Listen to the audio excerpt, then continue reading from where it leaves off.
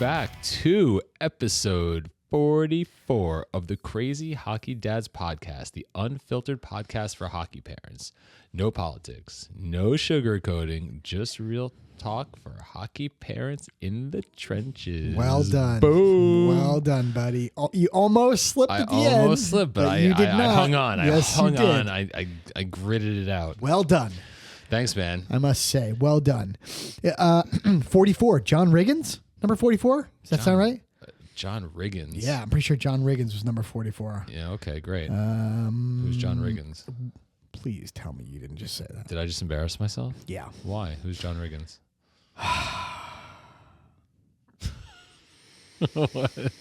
First of all, we just interviewed Sadie Lundquist coming in a couple weeks. Yeah. Right? First female interview on our podcast. And you actually said to her, I didn't know who Connor McDavid was. She's like, That's true. She's like, oh my God, this fucking guy.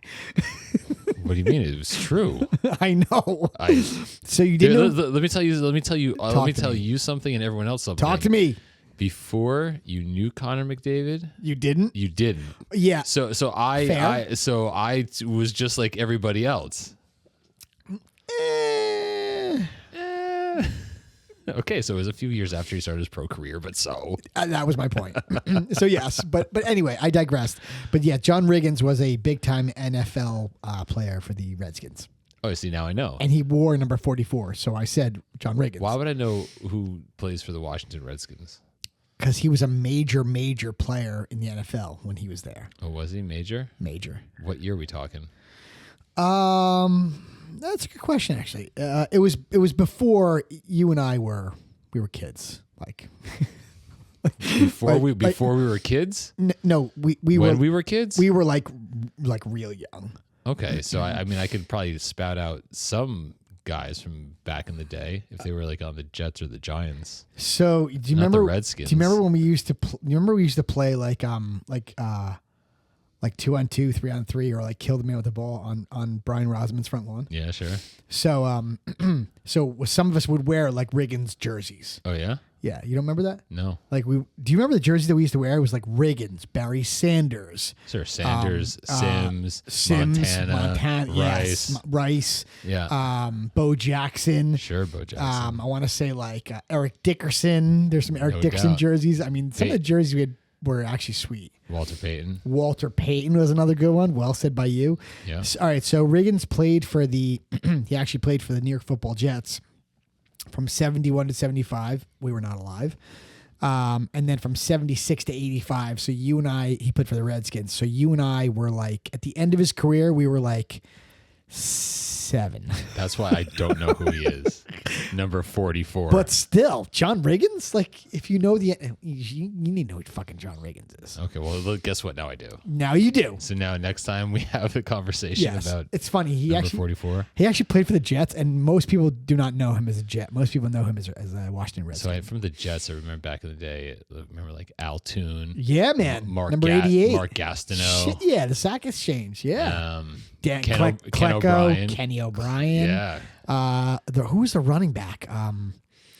They were so fucking bad, by the way. They were just awful back then. Yeah. Anyway, so you see, I named a few No. old time Jets. Yes, you did. Good All for right, you. yeah. Can you name any old time Redskins besides John Riggins? Probably if I take a few minutes to think. Never mind. It's not important. Like Mark Rippon was the QB. I want to say, yes, the wide receiver was Monk. What was his first name? Oh my God, it's gonna bother the shit out of me.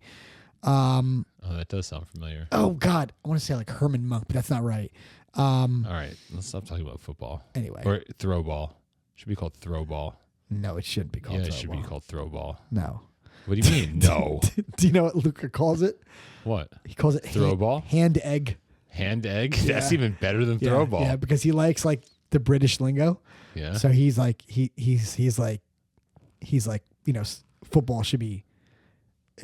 He doesn't like soccer. He doesn't like calling like soccer. Well, that's why He likes that's why it should be calling called it football. and that's why he calls hand egg. for US. I'm with him. I'm in Luca's camp, dude.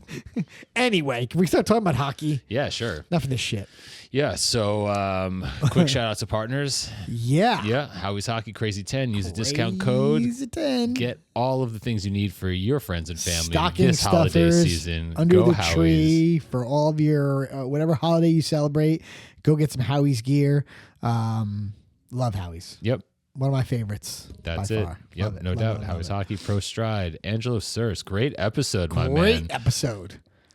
Yeah. Go listen to his episode 43. It's Yep. It's still crushing it. Right Crushing now. it. Yeah. So use CHD10 for 10% off a new Pro Stride clinic. No? Yes. No, that's not a thing. No. Yeah, you're good. So why are you laughing? I was just giggling. You yes you were, but why? I was just giggling. Okay. Yeah. No, you. You got a case of the No, giggles? we're good. And then good. Keep going, Eric. What, API. You're like switching gears. I'm You're not like switching avoiding gears. something. I'm not avoiding anything. Seriously. You're weird. No, I'm not avoiding anything. Seriously. Okay, Continue. sure. Continue. Okay, Sorry. yeah. Sorry. I didn't mean to throw you off. Yeah, no, perfect. I'm on point. Yeah. So then Athletic Performance Insight, Eric. API. Eric, what's going on, my man? Yeah. Anyone still Love Eric. interested He's in checking out analytics video review for your team, for your players, please check Yep. out API, fill out the contact form. Yeah, have man. him do a demo of the system. He'll even tag a game for free. Yeah. It's really it's unreal to see what you can start learning about your players and your team when you start seeing certain things like in back to back zone entries, exits. It's super helpful. Yeah, you guys are using it really like you guys are like knee deep into it. Yep. Right? Absolutely. Yeah. Great. I will say that we're getting our games tagged. We haven't been doing a ton of video review Mm-hmm. like as a group, but I mean I know some of the families are certainly using it a lot. So You're a fan. Can't recommend it enough. Nice, man. Yeah, no doubt. I like it. Yeah, so there are partners, and let's catch up on hockey. How was your last weekend? My last weekend, we played. Who did we play? We played a AAA team on Saturday. Yeah. One kind of like the lower-ish level AAA teams. We beat them 8-2. Well, that sounds like someone's playing in the wrong 100%. category. So Dominic's old the Rockets team is the AAA team in that building. This team is the same birth year AAA, which is so dumb. But then do they also have a double A for the same birth year? Yes, and what's happened is everything is then watered down. So this AAA team that we played should really be the AA team. The AA team should be the single A team. Period. End of story. Like it's so dumb. Like this team is not a AAA hockey team. Sorry, they're just not. That's got to be no fun for anyone on that team. But they've been bad for years. When we were there, they were bad. Like I don't know why they. It's just because parents want the AAA things next to their kid's name. It's so dumb. You guys just got smoked by a AA hockey team. Like clearly, you're not a AAA hockey team. Yeah, that's You just got the shit kicked out of you. interesting that parents are willing to pay a premium for that. How fucking stupid, right? I How hear ya. dumb is that? Like you guys are idiots. You guys are paying. You guys are paying to get the shit kicked out Like of you. when Ottawa's playing Like how AAA stupid are you? and we played AA teams, it was always like up birth years. You know what I mean? It's not like Right. you're the same birth year. But I got to yeah. tell you, this is what waters down youth hockey in our area. Most part, yeah. Because parents want the AAA, they want the AAA, thing next to their kid's name, and then you're paying, so you're paying like I don't know $8,000 as opposed to like 6 or 5 or 5.5, whatever the number is, right? So you're paying like what are you paying to do to get the shit kicked out of you? I guess travel further to tournaments, spend more money on gas and hotels. Have You're also fun. doing that. Have at it. Like I Well, said, you guys got the shit in kicked any out of you event. by a AA hockey team. How'd that feel? Probably not great, I would think not. but it probably felt better than getting the shit kicked out of them by a AAA team, like double digits to nothing. I'm sure that happens. Potentially. I'm sure that happens to them too. Anyway, I'm sure they get the shit kicked out of them by. Listen, you know? it doesn't sound like a great situation. Not in Right, any event. right. So that was Saturday. So Yeah. that was fun. And then Sunday I was not there because you and I were recording a sick interview. That is true. Coming soon. So I was not there. We lost 3-2. Oh, that's, Yeah. Okay, close Yeah, game. yeah, it was a close game. I think that they scored. It was like 1-1, then 2-2. A team that we beat earlier in the year. Like, oh, the game you were at. Oh yeah. Yeah, that we played that team again. Lost 3-2. Oh, whatever happened. Oh, did that kid okay? Yeah, he was fine. Okay, good. Yeah, the kid that got hurt. Yeah. Yeah. No, he was fine. Were there more shenanigans? Apparently their coach got thrown out of the game. Interesting. But apparently their coach got thrown out of the game for making a comment. Like, I guess, oh, dude, I know what it was. So I'm piecing this together as we speak. So there was a play where the puck rimmed, our kid dumped it in. Yep. Okay. The goalie went behind the net to play the puck. It took a bad bounce and bounced in front of the net, and one of our kids like just kind of knocked it in. Okay. I'm pretty sure when that happened, the coach went like, "Oh shit," or "You got to be shitting me," something to that effect, right? Yeah. To his own goalie, like he was commenting about his own goalie, and the ref threw him out. What? Yeah, I thought this is. I'm giving this to you. That's weird. I'm giving this to you from my wife. This is secondhand from Nancy. But she said, Jamie, like he got thrown out for like making a comment about his own goalie. And I was like, seriously? And then I saw the play. I went back and watched it. I saw the play. That had to have been the play. That's so weird. Had to have been. He didn't motherfuck the ref at the same time? I don't think so. Why would the ref? That's what I said. I'm makes like, no sense. Listen, is it possible my wife missed something? 100%. It still makes no sense. But they tossed him. Oh, okay. Yeah. And some of their parents were getting a little chippy. I have to tell you, you see these boneheads in the stands. Yeah. And I heard them through the camera, by the way. Like parents, just sit there and watch. Like, you don't need to yell like "kill him" or like "hit him again." Like, I will say this: when I talked to Maddie, my buddy, after one of our kids took a slashing penalty. Whoa! Where'd he slash the kid? It was more than just a slashing penalty. It was like a batter up. It was a good one. Where'd he hit him? Like at lower back. Oof. Yeah. It was a doozy. It was a doozy. Listen, kids lose their cool. I get it, but that sucks. It was a doozy. Because it's funny when Matt was giving me like the recap, he's like, he took a slashing penalty, and I was like, okay. And then when I saw it, I'm like, oh, okay. Yeah. I'm like, he didn't get kicked out of the game? No, actually. Two-handed to the back? Bro. How does that? Was a doozy. It was a fucking doozy. But if you're going to do it, you might as well fucking do it. The same set of refs also threw out the other coach for saying, you got to be shitting me. Yeah, man. Listen, again, I was not there. I'm giving you secondhand shit. Yeah. I did watch, but I didn't hear what he I don't fucking know. Either way, just inconsistent. Yeah. Dominic felt bad about himself after the second game because he thought that he let up goals 1 and 3. Listen, I don't know. Listen, but what I told him is, you know what, buddy? Like our interview said on Sunday, right? Either you're winning or you're learning. Right. So I said, Dom, I go, you lost. I go, learn what happened. I go, figure out what happened. I go, learn from it and move on. And you grow. Yep. Right? Totally. So that was our weekend. So looking forward to, we actually just got a game canceled for this coming weekend. So I only have one game this weekend. When I say I mean Dominic. Right. Right? Like as a family.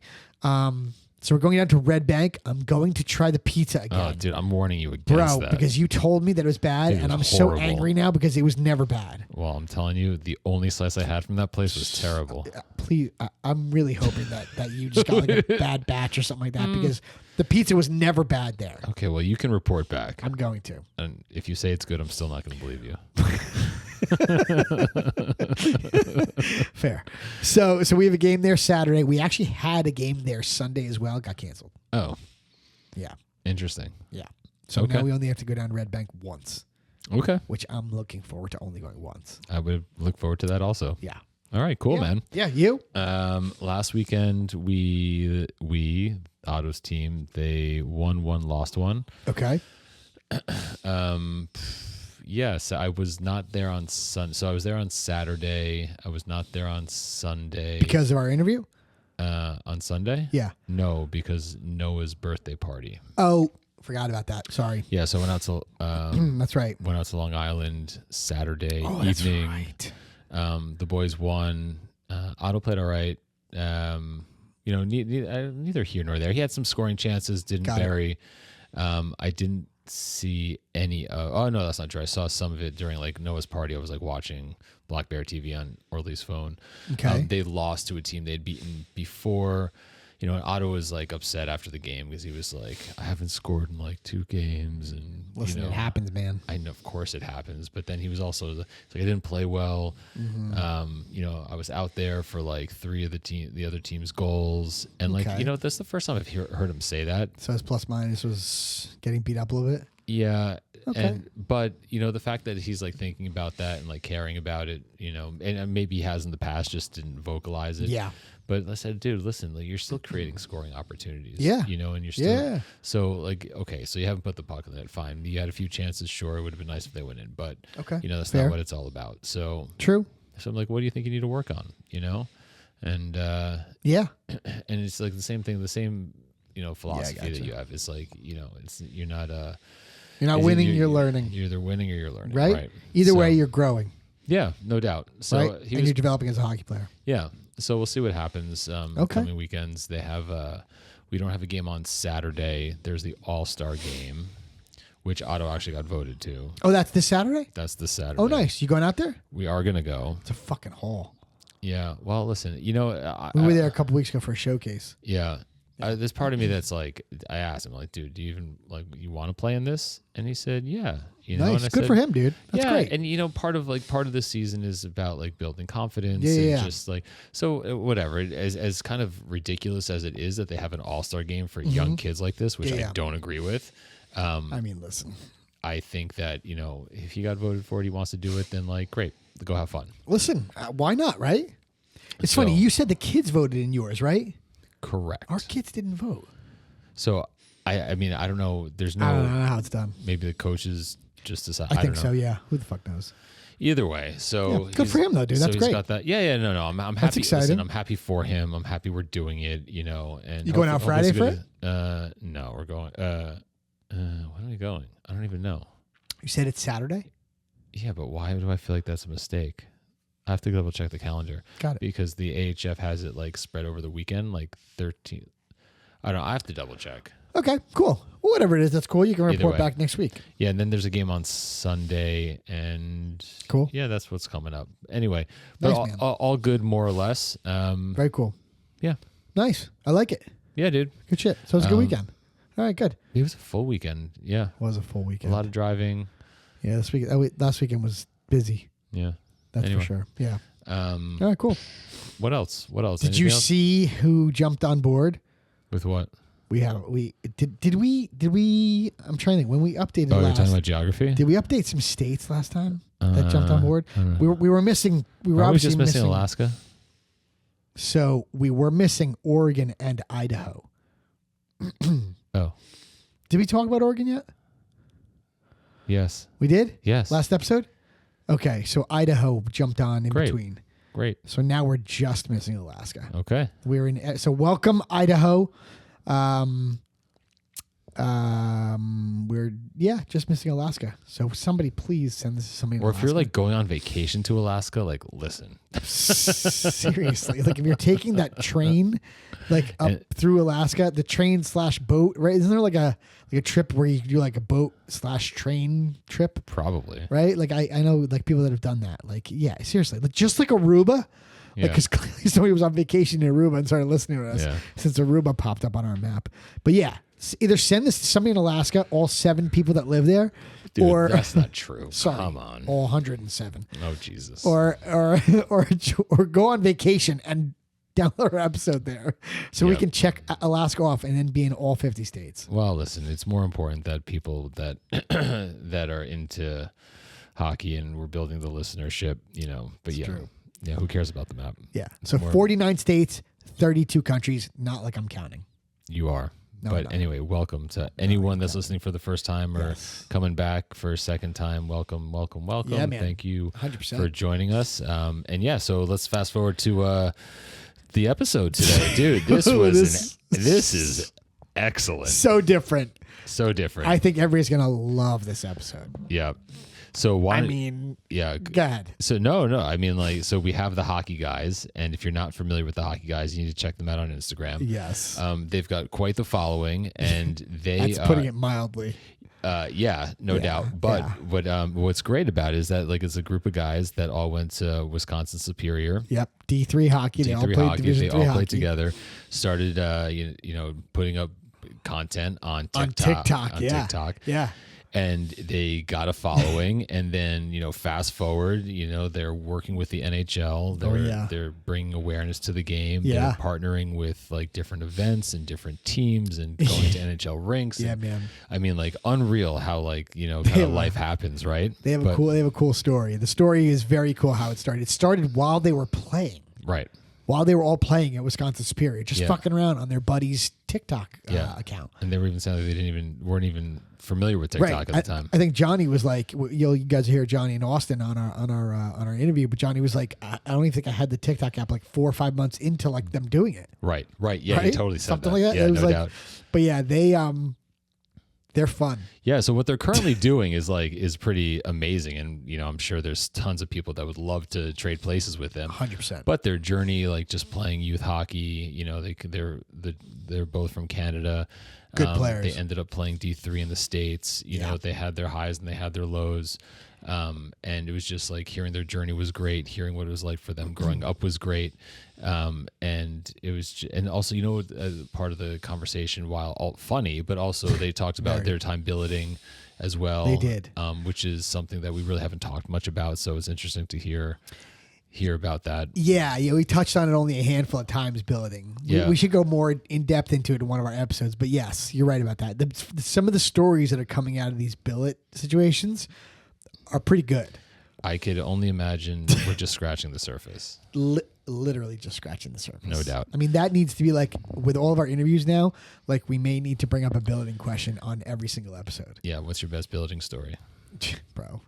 It has to be. We need to add that to all of our interviews. Yeah, but it's it's just like it's part of what also makes like the game great is that regardless of the funny stories and like all the other things, but just think about how families open up their homes to hockey players. It's pretty unreal. Yeah. Does that happen in like soccer, football, basketball, does that happen?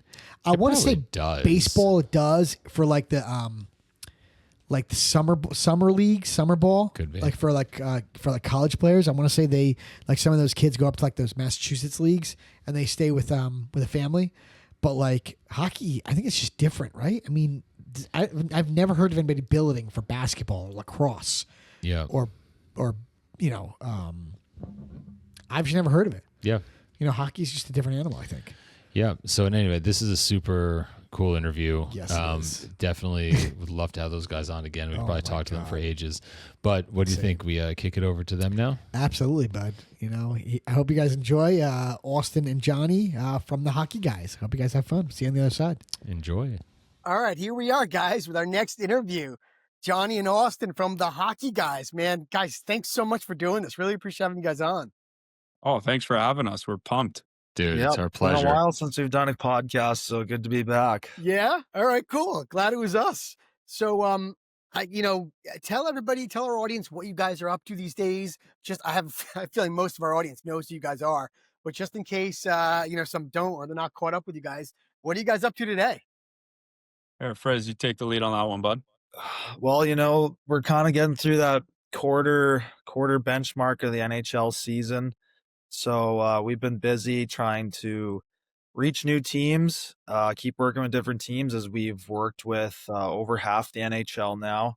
So we're just trying to knock teams off our list, keep seeing different arenas, keep meeting new people around the cities, and just keep building the game basically with the audience that we've built. And going into the Christmas year, we're excited to share some stories with you guys.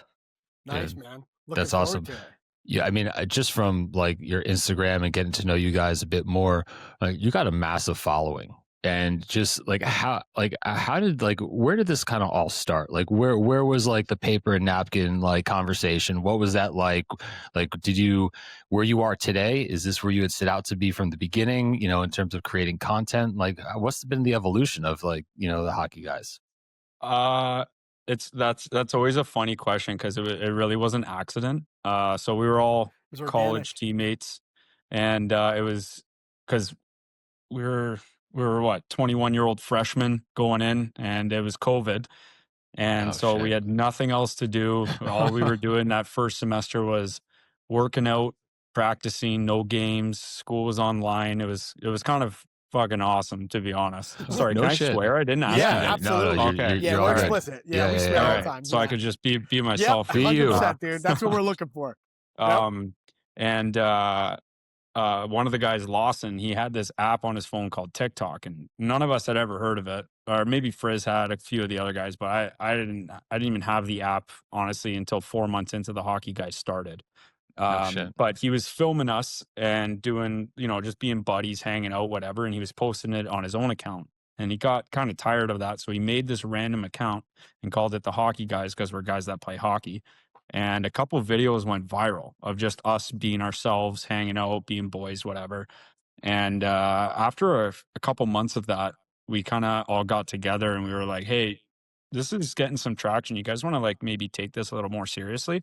And then so that's kind of how we transitioned into, this being our job and a company that we own now. And it's just snowballed into what it is today. And we got involved with the NHL the first time with that Winter Classic game in Minneapolis. Yeah. A fucking cold one. It was like -30. And it was brutal. If it wasn't for all those fireball shots, I don't know if we would have made it. But we met some pretty cool people that work at the NHL, and we kind of pitched them the idea like, hey, look, in the US specifically, the game needs to grow. Canada, they got it. No worries. Like we come out of the womb with fucking wheels on, but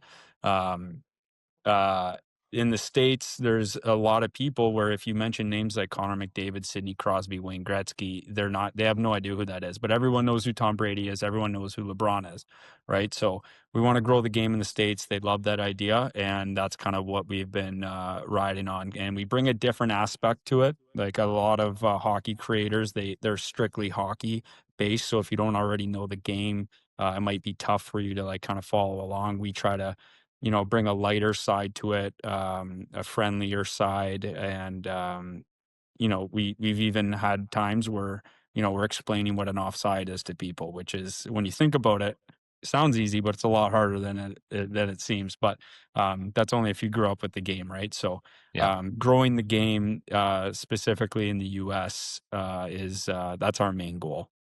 That's Dude, amazing. My wife, my kid's been playing since he's 5, so like 8 years now. My wife still doesn't know what offsides is. It's hard. Icing's another hard one to explain. It's fucking. Dude, It's like if you don't know, it's like, oh shit. Yeah. Dude. she's like, I'm like Nance. I'm like, Dominic's not back checking. She's like, what do you mean? What's a back check? I'm like, never mind. Yeah, I'm totally gonna date myself right now, but so I'm when I was probably in the first grade, so I'm 46 now, so we're talking like mid 80s. My dad who started getting season tickets to the Devils, and when I started going, they still had 2-line passing. Oh shit. Yeah. Okay. And that was like a whole nother level of like trying to like explain to people like, why are they blowing the whistle now? It's like between icing, offsides, and 2-line passing, like the game was so different. But that yeah, is man. a crazy way to play the game back then. Totally. Yeah. Actually, if we were going to Devils games in the 80s, I just kind of thought of this now. A good family friend of ours, he was on the Devils for a long time. Joe Sorella. He was a defenseman. Yeah. Joe Back in Sorella. Back in the 80s and 90s. He's a good family friend of ours. He grew up down the street from my dad. Oh, no way. That's wild. Oh, is that right? Yeah. That's cool. Yeah. Wow. Yeah, Yeah. there's still some old timers, but like Randy Velishek, he's Bruce around Driver. here. Kenny Danica, Bruce Driver, see him. He plays goalie in men's league. Sakura. and is a Peter total Sakura. beast apparently, and takes no shit from nobody. Oh yeah, not a chance. No, but in any event, yeah, no, just like the rules of hockey and explaining to people, like my wife, likewise, like there's some things she's like, I don't think I understand that yet. But I mean, explaining, like getting in front of like folks in the United States and just putting like blowing more wind into the sails of the game is just it's amazing, because especially on the heels of Four Nations, like that was massive with like the Kachuk brothers fighting, and it's just like I'm Awesome. elbow deep in it, right? So is Jamie, like we all are right now. But like you kind of, so for some of us it's like, oh yeah, of course, like this is the most amazing game, but there's tons of people that just, like you said, know Tom Brady, but won't know Connor McDavid. So hats off to you guys for like it's awesome what you guys putting are all doing. the effort and energy behind it. So as far as like the demographics that you're interacting with, you mentioned social media. Obviously, TikTok is where this all started. Do you feel like you're capturing like a wide group of people in terms of like age groups, or like mostly the younger demographic, or do you feel like at this point like the social platforms are kind of transcending all age groups? I think our audience grows with us, like as we get older, because we started this when we were 22, 23 ish. Now we're 27, right? And so the audience definitely grows up with us. Our audience, for the most part, though, I would say they're not hockey people. They just like seeing us fuck around and have fun. And because I think hockey players are also like a lot different than other athletes in the way we talk, the way our sense of humor is, the one-liners, stuff like that. So I think that's new to a lot of people, and it's captivating, especially when we're hanging out, just chirping each other, whatever, crushing beers, having fun, right? So I think that is still new to people, but our demographic is probably, I would say, 70% women, the other like 30% men, and then that's and then interesting. between 20 and 35. I would say. Yeah. That's awesome. And I guess the rise of the women's game also, Oh yeah. which is also super. I mean, I haven't been to like a professional women's game. I don't know if have you guys also like reached out with them and worked with them as well? Yeah, we've worked with the PHL a few times, and that's awesome. We actually, me and another guy actually hosted their purple carpet, they call it, for their draft. Oh, no way. Yeah. Players were coming up, and we had didn't really know who they were because we just had to announce their name and like interview them while we're on camera and stuff, and we were getting roasted pretty hard for that. I was gonna say that's not easy, man. That's a tough. It was not. No shit. But yeah, we worked with the PHL, and it's been really PWHL, and it's been really cool to see the growth of it and just hear like the fans' stories on why they like it. And I kind of like how they have some different rules too. That kind of spices things up a little bit. Do they? Yeah. What's the difference? I didn't know the difference between the two. What do they do? Body contact checking, right? But they could check now, actually. Oh, yeah, they can check. That's great. Like, yeah, there's certain rules on it, but the most interesting rule I find is they call it jailbreak, and it's where if your team scores a shorthanded goal, the person that's in the penalty box gets to come out. No shit. Yeah, so you basically you get scored on, and you lose your power play. Huh. That's a pretty crazy rule. I didn't know that one, but I am glad to see the women's game growing the way it is and giving girls an opportunity that's not just playing for their national team after they're done college. Because back here, like growing up, even and into my pro days, like I was skating with the college girls and even some of the pro girls, some of the Team Canada girls, and like they're so fucking talented. Like their hands, I'll never have hands like that. Like, oh my God, like it was insane. Their skating is insane. So it's really nice to see that they have somewhere to go once they're done college hockey. No doubt.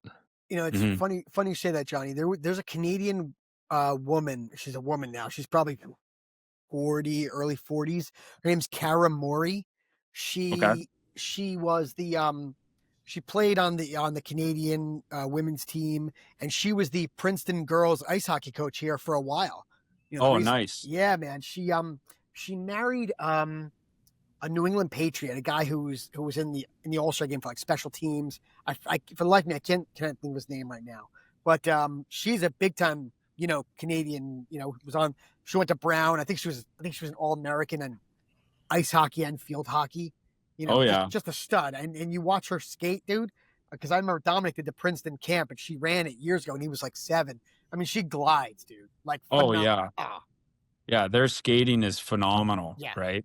Yeah. It's phenomenal. So it's really nice to see the growth there. Yeah. It's awesome. So just kind of like touching on like where your journey started, right? So like in terms of like you guys met in college, but just like let's we rewind the tape and before then, like Austin, Johnny, like what were your journeys like through the game of hockey? Like when did you start? Were you multi-sport athletes? Did you love hockey from jump? Did you like transition to it later? When did you think you were going to take it seriously? Kind of like all those things. And like, where did your families get it right? Where did they get it wrong? Because one of the things we're always going back and forth, and like, for example, a kid has like a game where, okay, like I'll give him a pass on like, technical stuff, right? Like he doesn't need to be like, a sniper right now. But if he's not going to put in much effort, it's kind of like, yo, what the fuck? So sometimes, I want to, say, hey, listen, dude, come on, let's go. Like, why are we doing this? But then other times, like he's young, like how hard should I be on him? So just curious, like what your parents' dynamic was like, if it was helpful, not helpful. And if you can kind of just both of you, like, kind of share what your journeys were like getting into the game of hockey. Yeah. So it'll be kind of nice because you'll hear a Manitoba experience and an Ontario one. Here we go. And I'm sure those are a little different because the kids are different from those two provinces. But no, yeah, growing up, my dad, came from Italian immigrants, so he played the game in the 60s and 70s. My dad was a goalie. He was pretty good. Had a cup of coffee in the Ontario League, and um, but the way he transitioned, he ended up just going to school at 18, becoming an accountant, all that. And then my mom came to Canada from England in 1967. So that was the last time the Leafs won the cup. So that year they fell in love with the Leafs. Like, oh my God, what is this sport? I love it. So both my parents are diehard Leafs fans. And that was kind of instilled in me and my siblings growing up. And I started skating when I was about 3, and my dad, he was always my whole career, going from minor hockey, junior, college to pro. He was always kind of my rock and my stabilizer because he was nothing but honest with me. And there was times definitely when he was hard on me for sure. If we're just talking about minor hockey, there was times where, yeah, you're hearing it in the fucking car if you didn't put in the effort, or you're making mistakes you shouldn't. But he was more like that with me than he was, say, my older brother. Just because, two different kids, I can handle that. Not He that my older couldn't. brother couldn't. It was more like, okay, you got to talk to him differently, kind of thing. And I think the most important thing, and a thing that parents get away from today, like you can't look at your 5-year-old, your 10-year-old, your 13-year-old and just be like, how do I get my kid to the OHL? How do I get him to Division 1? How do I get him to the NHL? Like, seeing parents freak out about that now is the craziest thing to me. And I was lucky. My dad was never like that. He was always just in the stands, didn't say a fucking word, watched me play, talk about it in the car after. And I think that helped a lot because if you're good, they'll find you. That is the biggest thing. Right. And it's just let your kid fucking play. And you can't teach passion. If your kid doesn't have it, he doesn't have it. If he has it, then he's got it, right? You could that and that corresponds with or correlates, sorry, with work ethic. You can teach how to skate, you could teach skills, all this. You could teach little parts of the game, right? But you can't teach the drive behind everything. And I just think that these parents, like they look for shortcuts and spending ridiculous amounts of money. If my kid has the newest stick, he's going to be better. It's like when you're 8 years old, you don't need a fucking $300 stick. Like my parents never 100%. bought me. I was using hand-me-down shit until I was 15, 14, when I was good enough to where the high-end shit would make a difference, right? But yeah, like how how my parents, they were always very supportive of me. My mom and my dad. My mom, she understood the game just as much as my dad did, and you know, they would let me know, like I said, when I played like shit. But the best advice I ever got from my dad, and this got close to my OHL draft year, was uh when someone tells you you're shit, ignore them. And when someone tells you you're great, ignore them. You have to stay level every time because 90% of the game is mental. And I think that's so important to instill in kids now. And especially with, and I don't mean to sound like a fucking geezer here, but like, with social media and seeing shit on social media, like we didn't have that when we were growing up, right? Yeah. So that's even more influence to get in your own fucking head. Yep. Because the mental game is something I struggled with my whole career, and not thinking I'm good enough for where I should be and stuff like that, right? So, thank God I always had my parents to kind of bring me back down to earth if I got too big, or raise me up if I got too small, right? But yeah, they always believed in me. And I went through a bunch of injuries my whole life, and I remember when I was 14, I broke my back. I got hit No from behind shit. and I broke my back, and I was out for a long time. I was out and I couldn't go up and down stairs. Like, it was bad. I was almost paralyzed from the neck down. Jesus. And Jesus. that summer, my dad was renting me ice at 6 a.m. because I asked him to. And I said, I got to get back in shape. I got my draft year coming up. Let's go. So he'd rent me the ice at 6 a.m. and him and my mom would be awake and to drive me to the ice. I would just go on by myself with a bucket of pucks. And I'll never forget, my mom said, honey, I want you to do the drills that make the other kids puke. But she said it in the most like loving way, like almost like a fucking pinch on the cheek after that. Yeah. And a kiss on the forehead. But that's like how I was raised. And I was, raised to also play the game the right way. Like, Sure. don't worry about toe dragging and fucking doing all this fancy shit. Worry about making the right play, finishing your checks, and never taking shit from anyone, and always be the hardest worker on the ice. And another thing too, like, even I remember one time my dad, he gave me shit because I was going for a change and I was kind of just putting the skis on, you know, on the way back to the bench. Coasting to the And bench.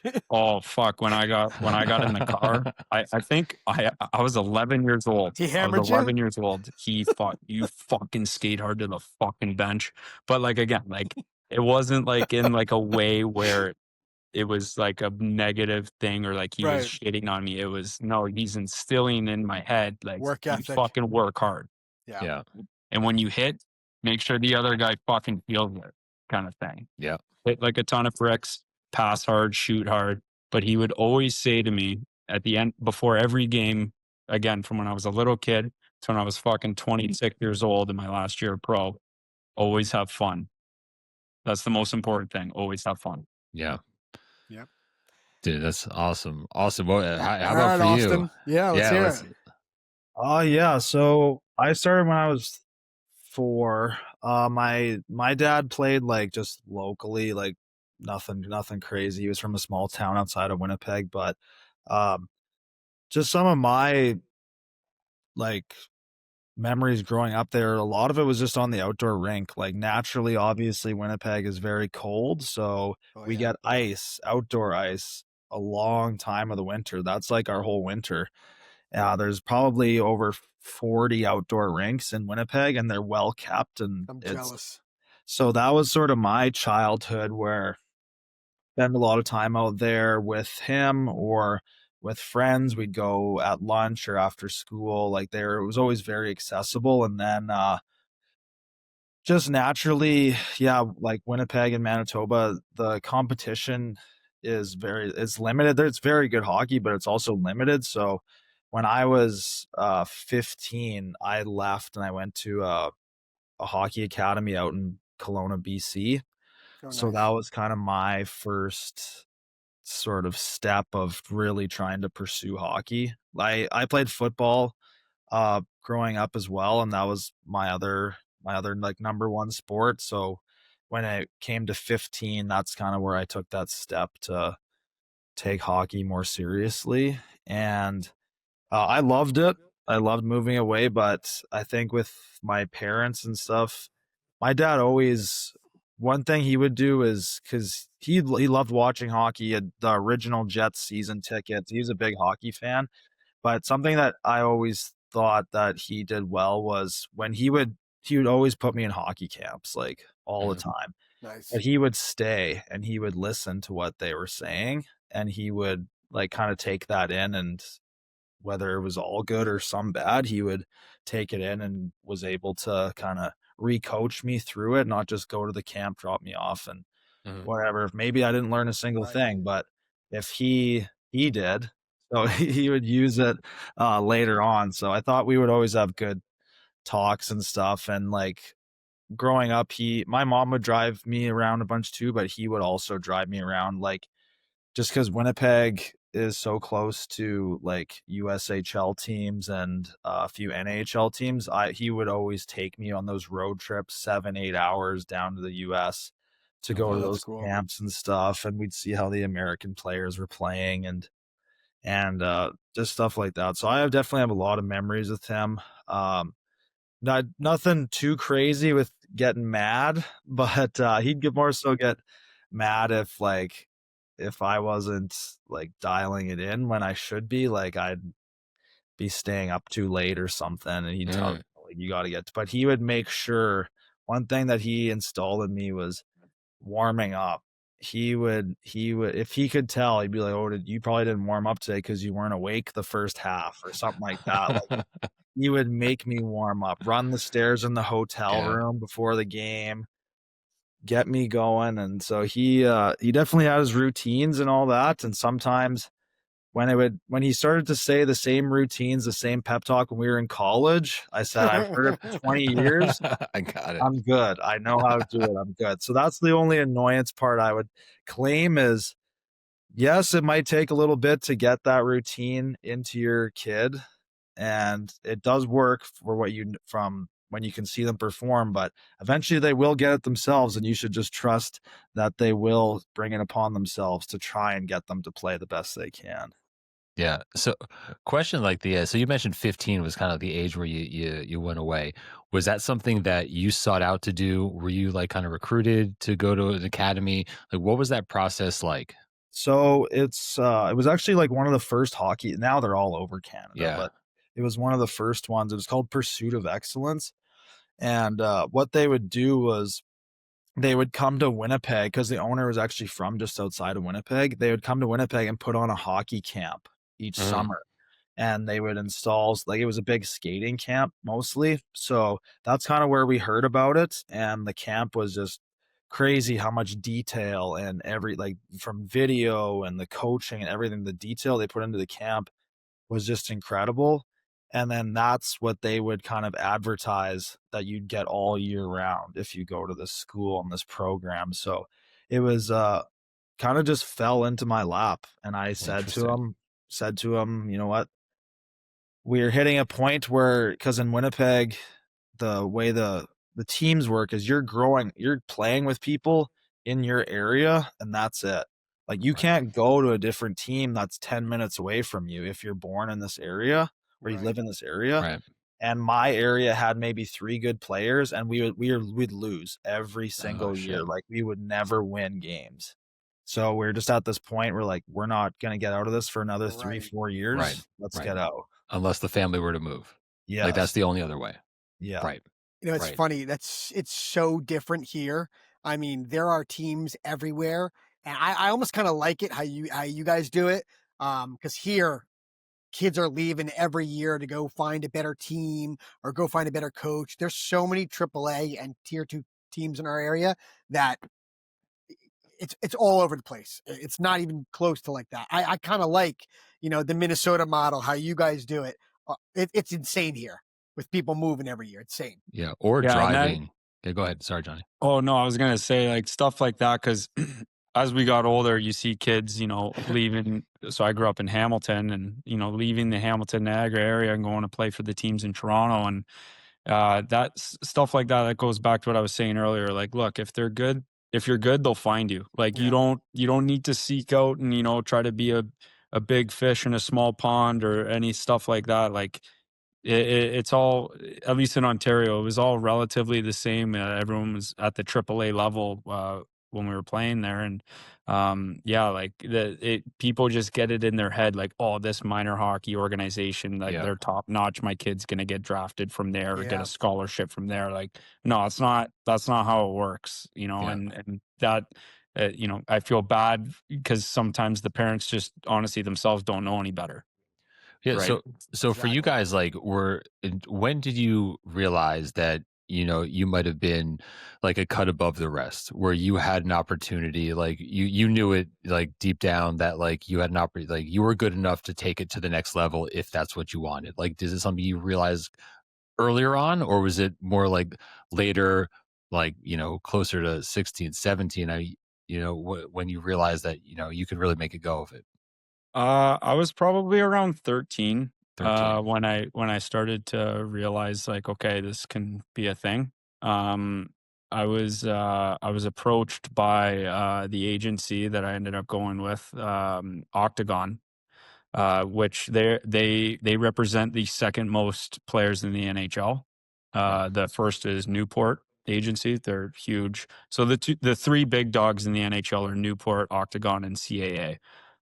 And so they approached me when I was 13, and you know, took me and my parents out to dinner. I was kind of like, "Oh fuck, like this is pretty cool." You know, like they got some a lot of players in the show and all this, and you know, but it wasn't anything like these other small agencies or family advisors where they're making kids and their families pay them $5,000 a month to get them a fucking junior tryout. Like, Yeah, you hear a you lot about shouldn't that. you should not be paying an agent unless you sign an NHL, AHL, or high level Europe contract.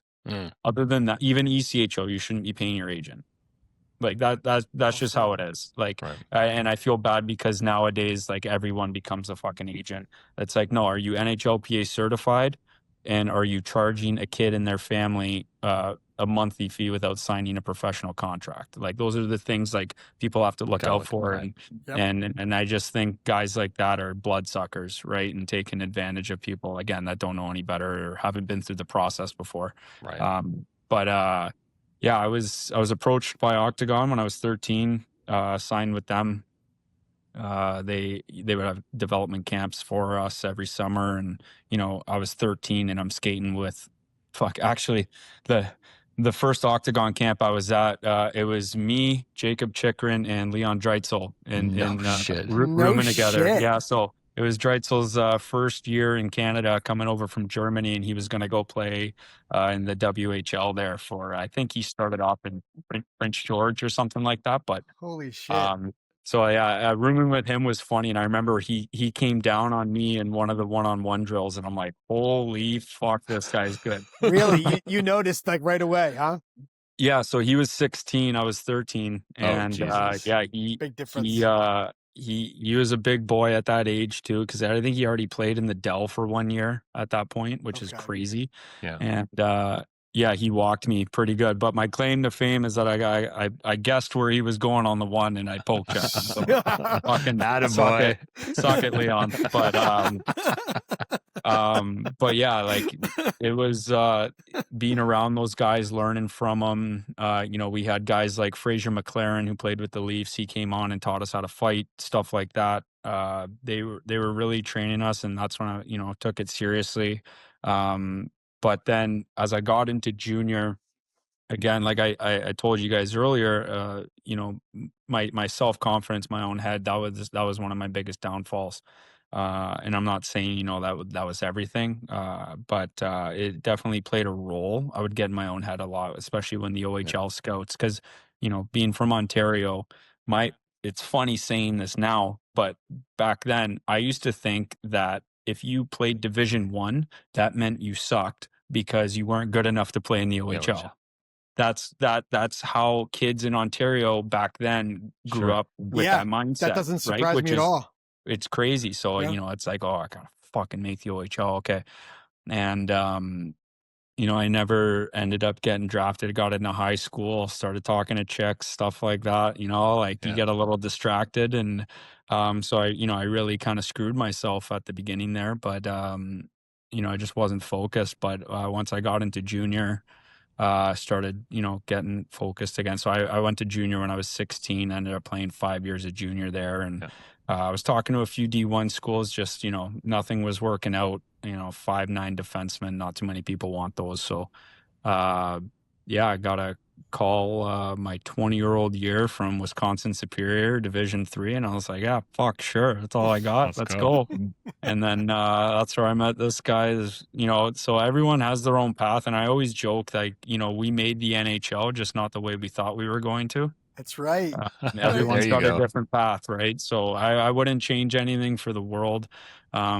Even I had a shot in the OHL for a little bit there. Doug Gilmore with the Kingston Frontenacs came to my house, and Oh wow. I signed a contract with them when I was 17. And second day of training camp, it sounds cliche, but tore my I was a fucking idiot at the training camp, and I was running around and trying to take everyone's fucking head off like a maniac. And I skated from the other end of the ice and bulldozed the captain, Roland McEwen, who is, I believe, in the American Hockey League right now, cranked him. And everyone on the everyone in the camp, including guys on my own fucking team, were letting me know that was not a smart decision. Right. And I had some boys chasing me around, and I'm like, okay, here we go. Bring it on, fellas. And I picked up the puck behind the net, go for a wheel right up center ice, and guy stuck his knee out on me, tore my MCL, got sent right home, and that was a tough one, but battled my way back there. But you know what? Again, I wouldn't change anything to be where I am now. So that's the other thing. Still ended up playing 2 years pro. I was happy with that. But I think the key with any kid who's going, no matter what level you're playing at, you're playing, when you get to juniors, especially, you're playing junior B, junior A, major junior, college, D1, D3, minor pro, the NHL, always have the same mentality as if you were in the NHL. And that's the only way you'll succeed. And that goes from the day before prep, game day prep, warming up, all that shit. You got to do what you got to do what you need to do to perform your best. And if that's going to the gym 3 times a day, go to the fucking gym 3 times a day. If that's going to the gym once a week, go to the gym once a week. You got to do what you got to do and always have that professional mentality. Yeah. Funny story real quick. And so you talked about you guys all got to the NHL just in a different way. So I grew up in New Jersey, and I can assure you, in the mid '90s, New Jersey high school hockey was nothing special. It still isn't that great, although there are some really good hockey players that come out of New Jersey. It's better. But there was so I was the only kid on my team that was playing like club hockey or travel hockey, and in the States back then, we didn't even have AAA. At least in our area, AA was the best. The only time I played a AAA team was when we had a tournament up in Montreal. We got fucking smoked. But nonetheless, so I'm joining my high school hockey team, and it's a bunch of like fucking misfits, just like all walks of life. A lot of kids that just like the game and now had a chance to play, So there's this one kid, this Indian kid on the team, like skin and bones, Sonny Mehta, right? And Sonny Mehta is just like he was a cool cat, whatever, but like not a hockey player by any stretch. Nonetheless, fast forward, Sonny Mehta, he brought back the Stanley Cup to my high school in New Jersey as the AGM of the Florida Panthers. That's unreal. Unreal. So this kid post college, he was a professional poker player. He was a musician, ended up getting into data analytics, did video review or something along those lines for the Devils, ended up in Florida, and now he's the AGM. So yeah, man, you never know what life's going to toss at you. Yeah, honestly, life, like especially hockey, the hockey world, it has a funny way of opening up doors. And the hockey world is the smallest world. You always meet or play with guys where they know some guy up in fucking Yellowknife or something like that. Like, it's crazy. Like, it's just insane. Yeah. But that's one of the beauties of the game. No doubt. No doubt. It's what makes it special. So Austin, really. Austin, no, so the hockey academy piece, like obviously you were mentioning it was not as prevalent when you were there as it is now. Like they're popping up in the United States. Everywhere. Likewise, kind of seems like maybe everywhere. But like, what was that experience like in terms of like, or could you, was that like a difference maker in your trajectory going to an academy? Or do you think if you would just, you'd stayed the course and not gone to an academy, things could have ended up similarly? No, I at least personally, I think it 100% helped me Yeah. because just with the amount of skill sessions, and I mean, like, to put it this way, at least in Winnipeg, like if you're in like double A, triple A, I'm sure they're good. They're good coaches, but like that's not their full-time thing. Right. Right. That's not what they're relying on. But when you go to those academies, or at least the one I went to, like that is their full-time thing. They're trying to be a coach. And I found just like that helped my skill a lot. So something that I truly hold to this day, and I think it would have happened, but like the WHL draft is a year before the OHL draft.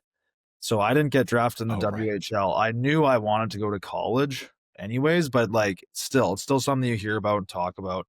And so after my WHL draft year is when I went to that academy, and I found like everything excelled like crazy. Just being on the ice, being with better players, like my whole game stepped up in such a high level and such a high jump that I truly think if the draft was like the OHL draft at that age, I would have got drafted. That's how like it just brought me into a new life. Basically, you're just on a losing team with the same guys that, Local kids. yeah, you're just probably not even like, I wasn't even friends with half of them. So it was just like just the same cycle. So then you go to this place that's from like guys from all over, and you're all there to like for the same goal. You're all with billet families, and Yeah. you're in the school together. You're going to the workouts before school, and then you're going on the ice after school, and then you're billeting with some of them. So you just build like a lot more of a tighter bond. And I had a ton of fun. My brother actually did the same thing. My younger brother, he went at the same age to the same place. So we thought really highly of it, and you also get to see, at least what I did, I really cherished it because I got to see a lot of British Columbia and Alberta where I would have never have seen and driven around and Right. done these things. So I loved it. My experience was amazing. And then I also the next year did the same thing, and I went to Omaha, Nebraska, where they also had a very strong AAA program. Yeah. And did the same thing. I've got to tour around all these different places in the US, and you're there with guys that all want to get to the next level. You're all there dedicated to hockey. And I loved it. I loved every second of it. So there's different ones that I hear about too, where they're starting to get watered down and they're overcharging because they are expensive just with the amount of ice. And some of them you live on campus, some of them you live with a billet. So I think every case is unique, but mine was definitely one that helped me big time. You do either of you guys have any crazy like billet stories? I mean, the reason I ask is because we had Alex Kim on a couple episodes ago, I think episode 41, and he's with the Anaheim Junior Ducks now, but he played at like Colorado College and Miami, Ohio. Scott, where else did he play? Miami, Ohio. Yeah, Miami, Ohio, and Miami, he billeted Ohio. out at Yeah, in like Michigan. in Michigan, and he was like, he tells a story where this is a kid from like Southern California, right? So like everything's slower there and stuff like that. And he goes out to Michigan, and he goes into the into the garage, and he sees like a tarp hanging, like a white tarp, which is kind of see through. And he sees blood like dripping on the other side of it. He's like, "Oh my God, there's like a person dead behind this tarp." And he goes around, and it's a deer hanging there. And the guy the billet dad was like, yeah, we butcher this. This is gonna feed us all winter. And he's like, where the fuck am I? Right? Like, so I'm curious if you guys have any funny billet stories or any cool things. Oh, I got a couple. Playing juniors in Ontario, there's always a billet story, but yeah, one Well, first of all, my billets in junior, they were the best people. They were a young couple in their later 30s and 2 kids. I had the basement to myself. That's it. I loved my situation too because I wasn't with anyone on the team, so it was kind of nice just to have my own space. But I would have the boys over all the time. Nice. They were awesome. You know, they were buying me beer. The mom was making my bed, doing my laundry, cleaning up my fucking spitters, like all this. It was like I felt bad half the time, but she's like, "No, I love doing laundry." I'm like, "Oh fuck, okay, great, this is great." I don't even know how to turn on the fucking machine, so that's awesome. So they were the angels on earth. I still keep in touch with them. They're awesome that's people. Cool. That's very cool. But a couple of the other guys had some different experiences. But I have a feeling I know where you're going with this. Go ahead. Oh yeah. No, you're right.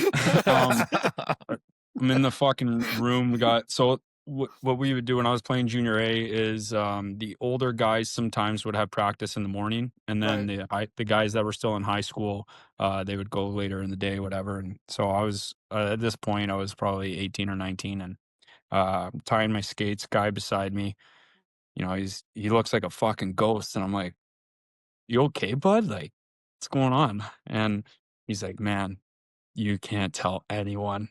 And I was like, "No." He's like, "Oh yeah." And I'm like, "Is the husband at work?" He goes, "Yeah." And I'm like, oh shit. I was like, "How was it?" And then he's giving me all the details and stuff. I'm like, holy fuck. And like, he goes out there, he can't even, he's one of our skilled guys. He can't even make a fucking pass. Yeah, he was a total mess. Oh my God. Coach was giving it to him, all this. I'm like, oh fuck. Like, okay. So I skate up to him. I'm like, "Hey bud, like, why don't you just go to the fucking trainer's room, fake an injury for a sec, go get some Gato or something." And so he does that. He fucks off. And after his car actually wasn't starting, and so I had to give him a ride back, and he's just sitting there like this with his head down. And I'm like, "You want to talk about it? Like, you okay, man? Like, you want to come over tonight, get you out of the house or whatever?" He goes, "I can't even look at the fucking guy at dinner." And I'm like, my goodness, God. how uncomfortable. I'm like, "I'm so sorry, bud." And then fast forward a couple weeks, he's fucking bright-eyed, bushy-tailed, all this. I think he was getting a little bit more, and so I was like, "Oh fuck, he's getting used to it." I was like, "Oh, you're living a good lifestyle over there, bud." So yeah, a couple of that going on, and I'm sure. So you know, that was the only guy I played with that went through that. But then I know some other guys who played on different teams in different junior leagues that you know, tea with Miss McGee was a real thing. So That's not surprising. It's like young blood. Yeah, so tea with Miss McGee. Yeah, I was gonna say, for those of you that don't know, it was a young blood reference. Yes, it was. Absolutely. Yeah. Oh, that's fucking funny. Yeah, I was pretty lucky with all my billets too. Like, they're all great families, all different ages and stuff like that, and they're met some like great kids. I thought, like, I kind of have a story similar to the one with the deer. Yeah, my billet family in Drayton Valley, Alberta, which is about an hour from Edmonton. My billet family, they were big hunters. They owned over 20 different guns. Oh shit! So they would also have bring back some food for us. I tried goose jerky and venison, this and that. Luckily, was it good? Oh yeah, it was all good. Because they knew how to cook too, which was great. Yeah. But the billet horror stories that I would always hear about, maybe it wasn't on every team, but it was definitely on a couple teams. It's when the billets try and billet for a profit.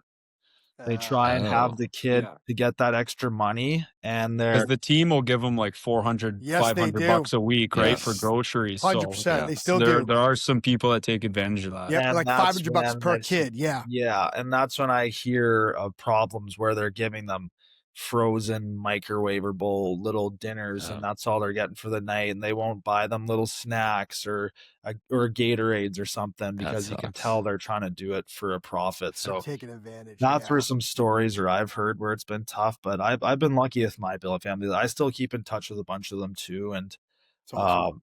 yeah, no complaints, honestly. They were pretty lucky to have like families that open it up to kids and they do it Yeah. for the community. And you Yeah, hear I about love- past guys they have doing dumb stuff in their house, and you just don't want to be someone that they keep telling the story on No to. doubt. That's right. Right. You don't want to be part of the story. The Legend Yeah. of Austin. Oh yeah, no tea with Miss McGill for you, bud, or what? No. No. Well, let me ask guys this question in terms of billeting, because there's a billet house like not far from where I am right now, and there's been some other families that have been approached by some junior teams to billet. But like for any parent that's got a kid that might be in a position to do something like that, what do you think are some of like the characteristics that like a kid needs to have in order to like have a good experience? I mean, I can't imagine every kid is going to thrive moving away from home at a younger age, and of course, I mean, 14 is different than 17, no doubt. But like any thoughts about like where a kid needs to be, or like like the mindset going into something like that, moving away from home at a young age? Yeah, like you said, it does depend. Like if your first year in junior is 16, or if you're a 20-year-old vet in the league. Sure. Those are two very different things. I would say, obviously, the concern would be for the younger guys, right? So, you always got to keep in mind you're in someone else's house. And that's the first thing you got to offer to help out all this. Like when I was there, I would drive the kids to school some days, right? Yeah. Like there's It's little awesome. stuff like that. Help out around the house as much as you can. Always be respectful. Clean up after yourself before your billet mom does. But yeah, like just keep your manners about you, and respect how they live. Right. That's a big thing. But if you're talking about getting homesick or adjusting to that change, I really do think it's on the older guys on the team to recognize that. Like if you're a 19, 20-year-old in junior, you got to be talking to your 16, 17-year-olds and saying like, hey, like how are things, like checking up on them, stuff like that, right? So it is on the responsibility of the older guys. That's how it was when I was 16, and then that's how I was when I was 20. You got to be like that, right? And when I was 16 too, like those were still the tail end of probably the hazing days, and I had to do a bunch of shit, and I had to fight some guys and stuff like that. But at the end of the day, you do it so the older guys respect you, right? And I think gone are those days for sure. But I always think the older guys got to be taking care of the younger guys. So that with that stuff, it's on the teammate as well. Yeah. Yeah, I think it helps if you're younger, like even if you go before junior, like I think it really, like when I first moved, I was also in a house with another player too, and that just helped doing things together, and he went to the academy a year before I did, so he had kind of the lowdown of how things worked with the schedule and all that. So that would really helped me whenever I had a question about something. I Makes would just sense. ask him and he would Yeah. always help out. And so I think like if you're younger, like try and get paired into a house if you're able to with someone else. It just helps kind of ease into things a little bit easier. And another thing I would say is obviously it depends. It's easier with certain families than others, but don't just like hide in your room or hide in your basement and not be social with the family just because it's easier, just makes life easier just being closer with them because Right. they don't want to feel like they're bugging you or you don't like them because you're just watching TV in your room the whole time. Like it's Right. nice to go, maybe even when dinner's over, just hang out upstairs for a little bit longer or watch like a football or a hockey game with them one night. Like any little yeah. things like that, just it helps, just makes you feel comfortable and makes them feel more comfortable. Yeah, like I was on the couch fucking with a blanket and a chamomile tea watching Grey's Anatomy after dinner with my billet mom. Like you got to do that. You got to do it, right? And that helps you get acclimated and everything, and closer Yeah. bond, right? If you feel comfortable, if they feel comfortable, like it just works for the better. Yeah. Yeah. Hockey families are pretty cool like that. maybe I'm wrong, but I don't hear about that stuff in any other sport. You know? Yeah. There's no billeting or anything Right? like that. Hockey's really the only sport that does that, right? Right. It's, Yeah. you know, I say it all the time, you know, that hockey families are just different from your regular like town families. And I feel like it breeds a different type of kid. You know, Yeah. my son says it all the time. He's like, Dad, I can't relate to the kids in my school. He's like, I relate more to my hockey buddies. You know, Yeah. it's, Yeah. you know, it's, 100%. yeah, It's just it's a different mentality. It's a different sense right. of humor. It's a different way you go about things. Like it's kind of crazy. I remember even one time, correct me if I'm wrong, but in college, didn't the fucking basketball coach come in and try to fire us up one game? And this guy, do you remember that? And he comes in, he Now that you goes, say that, yeah. like, he's giving us this pump up speech, and like it couldn't have been different from a hockey pump up speech. And we were just like, Was it so What are you uncomfortable? talking Like, about? who the fuck is this guy? Like, where'd he yeah, come from? like I was like, we have a basketball team. You know, so it's funny you mentioned that. So guys, talk about Wisconsin Superior. Yeah. I, Oh, it was great. I hear the barn is pretty cool. I was doing some research. I hear that the barn is a pretty sweet facility, right? Oh yeah, we had, like, for a Division III school, we Right. had really everything you could ask for. All our equipment given to us, sticks, all this, because obviously some schools it depends on the budget of the Right. team, right? And we had a really good alumni foundation that was really supportive of especially the hockey program. We were probably the biggest sport on campus, and Oh, no shit. before Okay. COVID, we were packing that place. Obviously after it was a little tougher to crawl back from that. Yeah, sure. But the whole social aspect, like all the boys were fucking beauties, like, and it was a good mix of Canadians, Americans, a few Euros, couple Russians, this, Right. that. Like, we had a really good squad. The division we played in was really high end, because we had guys that were coming in from high end junior leagues in Canada and the US, or D1 transfers, right? So, and every team in our league was like that. So the hockey was really good compared to some other D3 conferences. Oh, nice. Personally, I wasn't a fan of our coach there. That's why I left after my third year. But everything else, unbelievable. Right. And the fucking bar scene was awesome. Like, just running around. Yeah, because we were right beside Duluth, Minnesota too. Like, it was 10 minutes away, and so there's tons of colleges in that area. So we just had a fucking blast. And obviously you started the hockey guys when we were there, right? So Right. everything in those 3 years for me was just unreal. That's cool. And where did you go after you left Wisconsin Superior? So that after my third year there, I knew I had to get out of there. I just knew Got it. it. Got it. I didn't see eye to eye with the coach. It was the first time in my life where I had this experience, and so that summer, I was sending emails and calling every fucking pro team in North America and Just Europe. to Like, try I to was get some, just yeah. I was just looking for something, and like I was reaching out to teams I had no fucking business reaching out to. I was just trying to get a tryout. Just let me please, like, prove myself, this, that.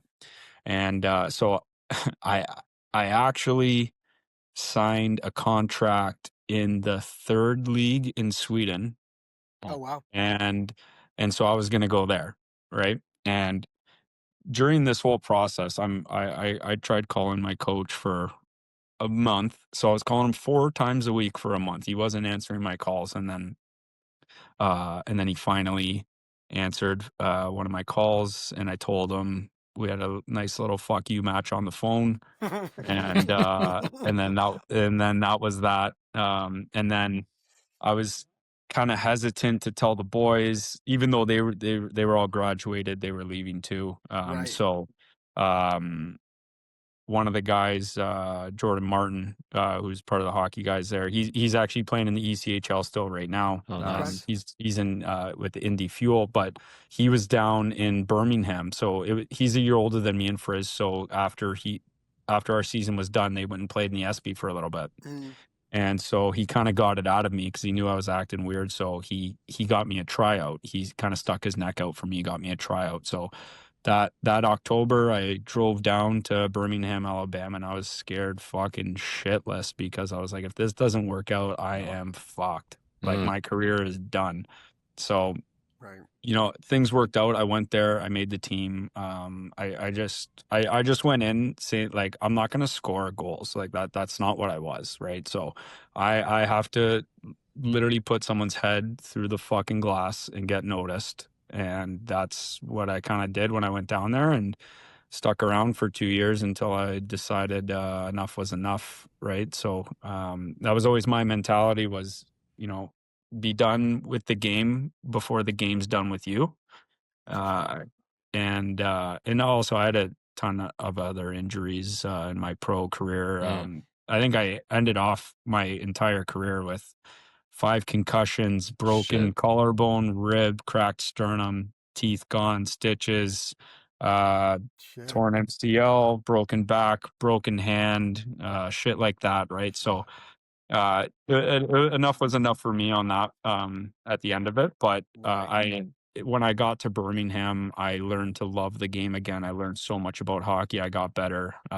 It was just a great overall experience, and that was due to the organization that Birmingham is and coaching staff. The 2 guys coaching in Birmingham, Craig Simchuk and Kevin Kerr, they were unbelievable. And when they played, like, they were fucking nail guns. They knew the game. They knew how to talk to the players. They knew how to handle certain situations. And, you know, if it wasn't your fault, don't fucking worry about it. It was all about positioning and playing the game the right way. So it was one of the best things to ever happen to me hockey wise. That's Birmingham's a pretty wacky city, isn't it? I was down there for we stayed there 1 or 2 nights and went to a University of Alabama game.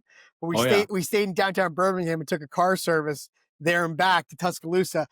Downtown Birmingham's pretty interesting area.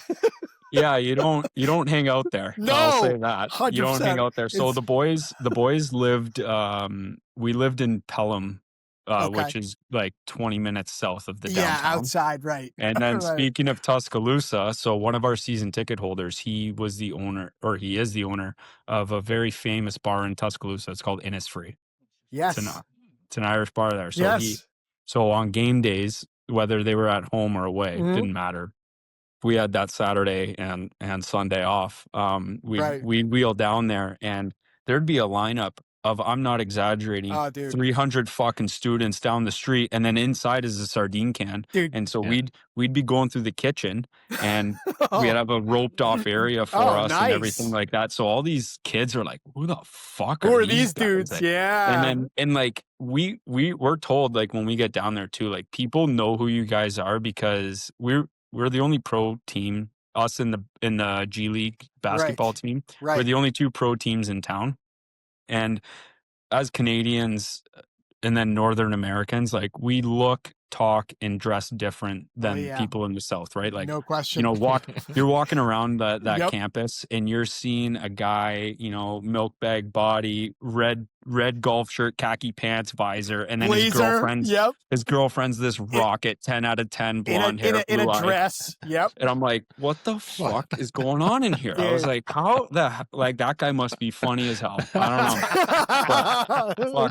Because he's out kicking his coverage big time. but you know, one thing we learned too, like, I'm sure, I don't know if you guys can hear it too, but like, once, you know, you start talking with the Canadian accent to the girls down there, it's they like it. They like it. Yeah. But yeah, we would have good times in Tuscaloosa, and just, you know, we'd leave a nice tip at the end, but beers and food on the house, and we just go there and have a great time. And it just a cool experience, especially coming from Canada, like an SEC experience. Like, it was the craziest thing. Like, I didn't know that sororities and fraternities were real. I thought that was like an American Pie Hollywood shit. So I had no fucking idea about that. I'm looking at these fucking 160 room mansions. They're ridiculous. Like, all these old mansions that have like ivy growing up the side. Crazy. And like the old money down there. It's the most beautiful campus. And like, you know, little did I know I'd be crawling out the window of one later on, but like, fuck yeah. It was pretty crazy down there. That's yeah, unreal. Scott, game day, Scott. Roll Game Tide. day. All the fraternities and all the sororities, all the dudes get dressed up in like you're saying, khakis, button down blazer, and all the girls are like blonde and like sundresses and they go to the game like that. And they all go downtown to get banged up at all the local spots. Like that's fun. Like Johnny was saying, it's actually one of the funny stories was so like when we would go to Tuscaloosa, it's about 45 minutes away, but we're drinking, so we got a hotel with the boys, whatever. And one of the times we went, it was like the end of the year, and the next day was I don't know what it's called, like, but all the kids are moving out, right? Right. Move out day, whatever. Yeah. And I didn't know, so whatever. I wind up at one of these beautiful homes, and the next day I wake up and like horns honking, fucking parents, this, that, like their daughter's moving out, all this shit. And I'm like, oh fuck. And it's like in a gated fence. And so I'm literally and then one of my teammates is picking me up. So he's outside, but he's outside the gated fence. So I'm crawling out of this window. I'm tossing my shit. It's like just lower than what a second floor would be. So I got a little bit of a ways down. I land in a fucking bush. I got shit all over me. All these parents like start looking at me. What and I'm like, oh Christ. And so I'm like putting my hat's like this. Yeah, totally. And I get to this gate and there's a code or you need a fob or whatever. Yeah. And so I don't have one, and I don't think any of these lovely people are gonna do me a favor. So I start hopping this big black spiked fence, and I get in the car. My buddy's cranking Riley Green on the fucking thing. I'm like, this is so bad. And like these poor parents are probably like, what the hell's my daughter doing in school? But yeah. That's amazing. Dude, so that is an amazing story. So Austin, man. So Winnipeg, and now you're in Michigan playing hockey. What was your experience like over there? Just making your way over there. How'd you come to that decision? Were you considering anything else? I'm in Wisconsin. I said Michigan. I'm in Wisconsin. Oh, for college. Well, yeah. Like I was playing in the Null. Then I was playing in Johnstown. So that was a pretty fun little town there, just with the slap shot history and the rink and stuff like that. So I really had really big D1 hopes for sure. And just because like my team finished first that year, we were breaking Null records. Like 12 of the guys on my team were already committed D1. So I was like really trying to get that. And then, eventually, just got a random call from Superior. And it's actually one of the closest D3 teams to Winnipeg. So that was like a really big part of it, that it was a 7-hour drive and kind of a familiar area in general to us. And also, it was affordable. It was it's a very affordable school to go to compared to some of these East Coast schools that I was kind of talking to, where it's 40-50 grand a year. And it's like just insane. So we were that was like a big decision for me to go there. And then my cat is going Ollie, shut up.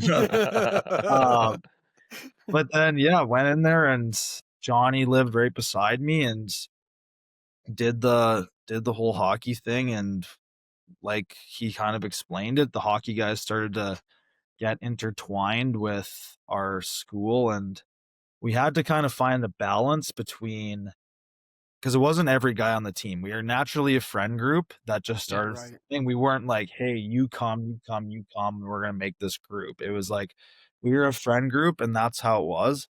So once after that year started, we not only had to play hockey, focus on hockey, doing that, but we also had to do content too on the side, making sure that it wasn't distracting for the other players and that we weren't like taking too much. I don't know, like no one had ever seen this stuff before on social media. So this is before NIL too. Actually, us and like a bunch of other student athletes at the time were used in the NIL case against the NCAA. Oh, no shit. Yeah. Interesting. Oh, wow. I wouldn't mind hearing that story later. That's interesting. So it was kind of a difficult time, like, because we were a pretty good team. We weren't bad, but like if we would start to maybe do something wrong or the team starting to slip up, we knew it would be used as an excuse eventually. Oh, yeah. Yeah, Like it wasn't distracting. received. Thing. It wasn't received well by some of the people at the school, especially with the Canadian guys and the hockey guys, like Right. with violating our student visa, with earning. We didn't take any money. Yeah. Right. We were saying no to Disney. We were saying no to McDonald's at the No time way. because NIL wasn't No a thing. shit. Right, So you right. had So to, we were right. saying no to like some pretty good contracts and Right. some good money, and we got grilled by our athletic director. We I'm got sure. grilled by foreign student services, which is always funny in itself to think of us as foreign students. When we're, That's true. actually, sorry, quick side story there is before freshman orientation, we had foreign student orientation, and they're teaching us how to put on winter coats and stuff. And You're like, dude, do you know where I'm from? Like, the one lady's like, "Oh, your English is really good." I'm like, "Ah, fuck, I hope so." Fuck. you're like, Jesus Christ, I'm not from like across the pond. Yeah, exactly. But yeah, That's no, funny. go ahead, Frizz. Sorry. Yeah, we had to jump through a lot of hoops and hurdles for sure before NIL.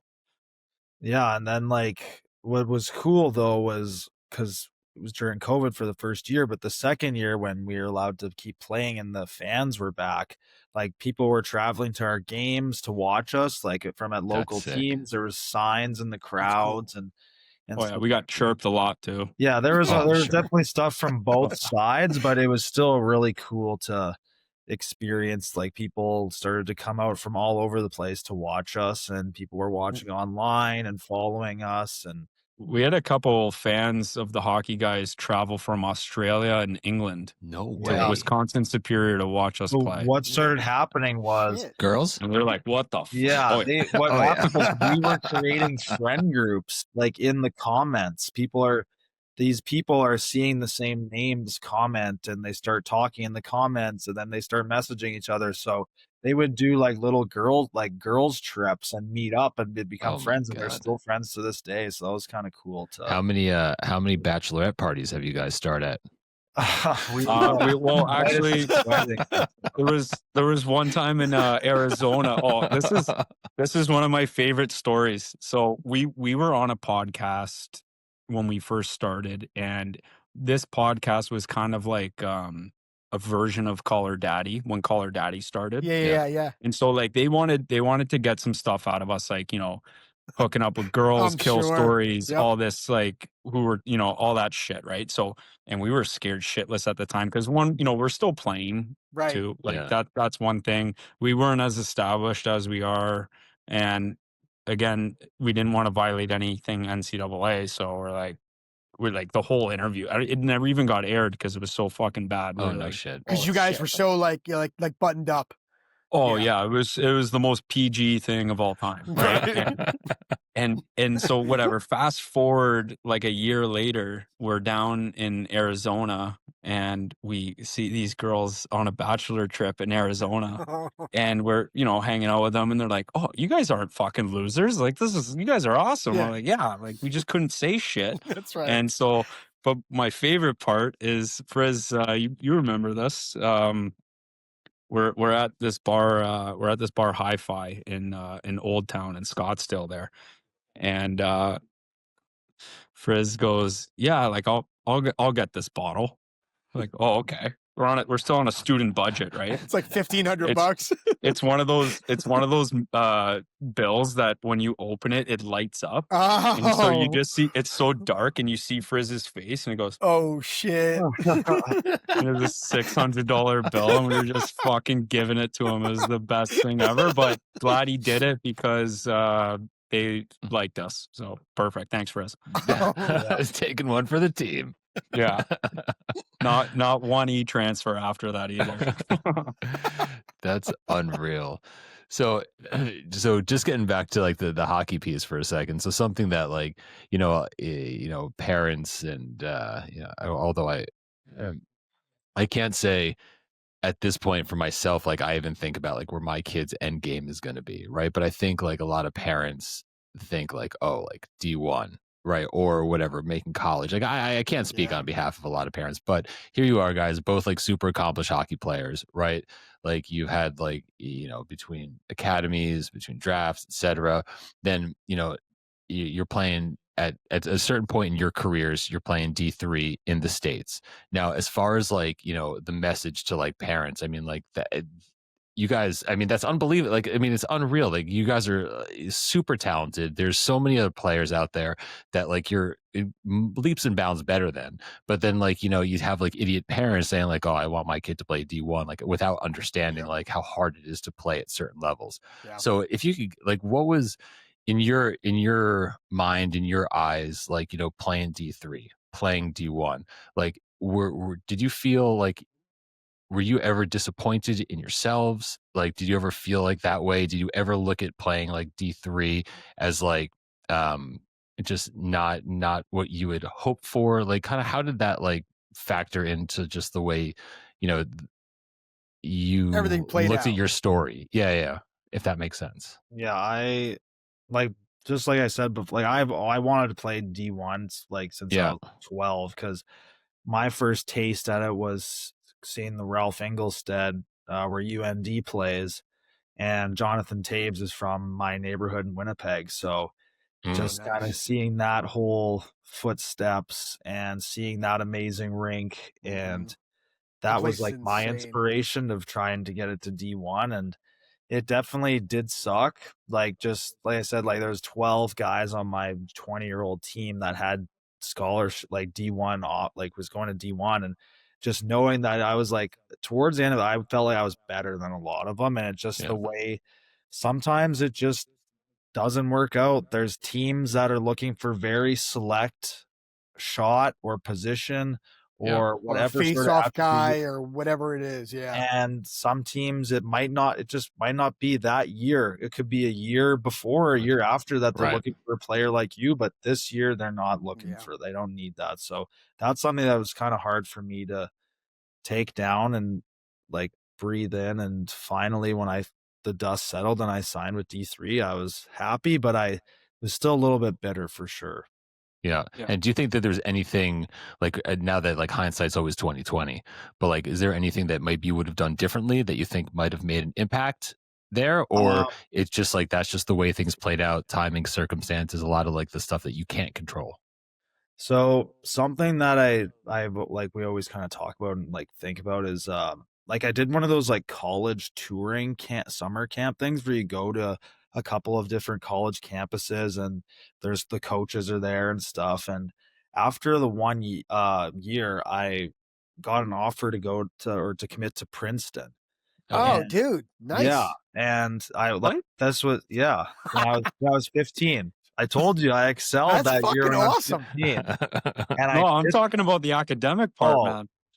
no, I was good. I was a good student and in high school. But what we always heard was, oh, you can't, once you get that commitment, like that's it. You're locked in. Like you're not going to be able to go to a different school or whatever. And like we didn't really know a whole lot about. We knew Princeton obviously for its academics and stuff, Yeah. but like Yeah. just wasn't the flashiest for hockey, I guess. Sure. And so we kept pushing it and we didn't want to grab the commitment and then go play and build off that.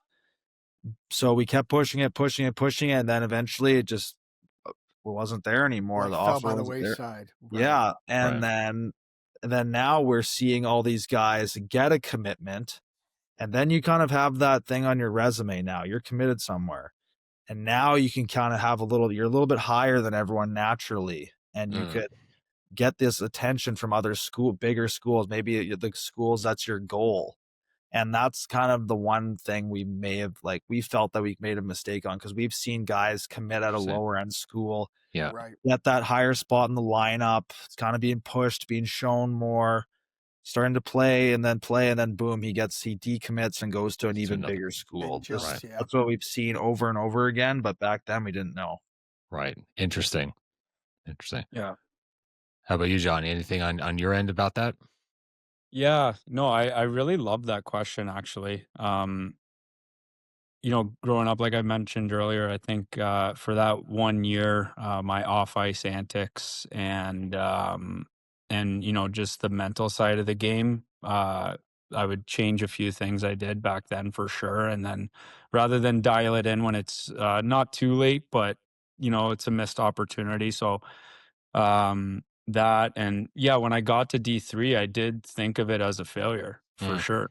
Even though it's very good hockey, people don't understand that. Again, especially the conference we played in, like the Minnesota, Wisconsin, Yeah, it's big time. D3 schools. Yeah. Those are like, if you're Legit. gonna play D3, like that's what you want to strive for. Right. But I went in, like when I went to school, I could not give two fucks about school. Like I was there to be a hockey player. Right. That's the mentality I went in with. Not to, like, I did well in school. It's not to say I didn't do well or didn't care, but because doing well in school translates to also doing well in hockey. That's even before college. Like always focus on that stuff too, because there's just less shit to worry about when you're on the ice. Yeah, no, I thought of it as a failure, but I still knew in the back of my head, like, okay, I could go somewhere. And then even in junior, I went on an official visit to Bowling Green. I was there, I was talking to Nice. them, and you know what? They just ended up going with another right-hand defenseman that was 6'3" instead of me. That was just the reality of that. And you can't be bitter towards it because that's stuff that's out of your control. And I think a huge thing that parents and kids today need to realize is you should never worry about things that are out of your control. The two things you could, or the few things you could control as a hockey player are your work ethic, your attitude, and that's honestly pretty much it. Yeah. Right. Yeah. Everything else is out of your control. So don't fucking worry about it because it's a waste of time. And funny enough, the kid that committed to Bowling Green over me, I ended up playing against him in pro anyways. Right. So That's everyone has funny. a different path. And like there's a few things looking back on it, like, yeah, sure, would I have gone to that party? Would I have done this? Would I have stayed up late? Like, yeah, I would have probably been a little bit more professional at it. But at the same time, like I was 15, like you're an Right. idiot at 15, Yeah, no question about it. and after that, I made a lot more sacrifices and put in the effort that, even though it didn't get me to the NHL, didn't get me to the American League, it still got me somewhere, and I'm proud of that. And you have to 100%. hang your head on it. And I think everyone in the world is exactly where they're supposed to be in life. And so you shouldn't carry regrets or bitterness with you. Learn from your mistakes and make them better. That's just how you have to live your life, right? Because if you dwell on the past, you're just going to bury yourself. So, No doubt. there's that to it. But yeah, happy with where I am today, Yeah, pretty much. one thing that I kind of used as like not my motivation, but it's almost like a congratulations type thing of where you ended up was just like those people that I would moved away from in Winnipeg when I was 15, like they were the ones like I just like they weren't good people, but they're the top end people and they are like talking to the WHL and all that stuff. And just growing up, never liked them and around with other guys in that league. But every year I'd like move up and keep going. I'd see one of them, oh, they're done. They didn't make it.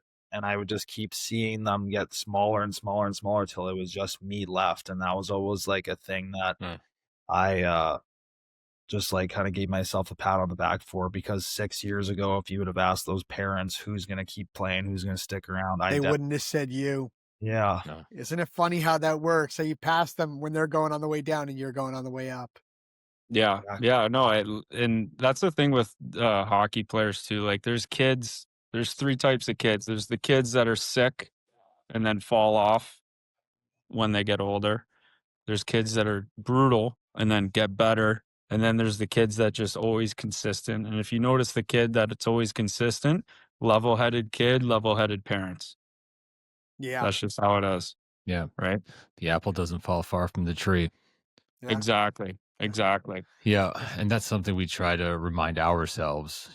Certainly the two of us, it's funny. I mean, like you guys aren't there yet, but like, our kids will be out there on the ice, and again, like my kids just turned 11. You know what I mean? And I'll step out of the rink and I'll call this dude. I'll be like, dude, you can't believe what I'm watching. This is fucking crazy. How are we not past this yet? I mean, this is fucking terrible.